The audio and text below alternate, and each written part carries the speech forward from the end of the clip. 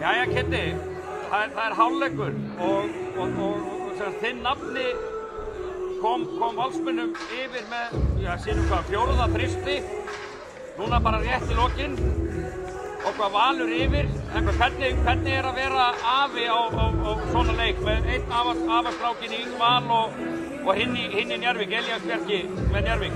Það gerist nú ekki betra heldur en svona, maður alltaf að fylgja þessum strákum, búin að gera það síðan þeir byrjuðu.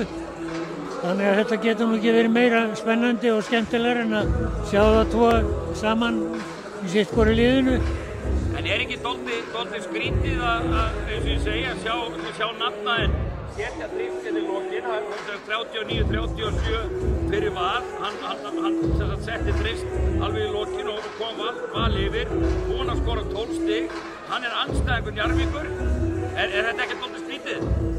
Já, þetta er náttúrulega mjög skemmtilegt fyrir mig og ég bara ránar hvernig það gengur sko. Þannig að Elías kom nú inn á þarna áðan og þetta er meira háttar að fá að taka þátt í þessu og fylgjast með þeim. En það er náttúrulega nokkuð ljóst, ef þú átt að velja á milli þá hlýtur að styðja Elías Bjarka meira. Ég geri það nú en ég vinn hvort liðið sem tapar vinnur. Þú ert í dálítið svona sigur stöðum má segja. Já, það má segja það. En við þannig foreldrarnir, Palli Kristensen, þetta pabbi þeirra. Já. Og sem Pálína er móðurinn. Þau eru bæði gallharðir Njarðvíkingar. Já. En hvað, eru þau ekki að leikna með golf? Nei, Palla fór í golfferð eitthvað og Palli er í einhverju vinnuversli. Men ætli sé erfitt fyrir þau að svona verða vitna þessu, að þurfa að taka afstöðu? Eru þau kannski bara fegin að vera bara heima? Ég get nú ímyndað mér að sjá horfa svona einhverstaðar þess að þau eru. En hvernig heldur þau bara þessi leikur í kvöldfari? Þetta er allt í járnum? Þetta er allt í járnum og ég held að liðið sem vinnur í kvöld það er svona, þetta er náttúrulega jafnast eða það vinnur, það sem liðið sem vinnur í kvöld, held ég.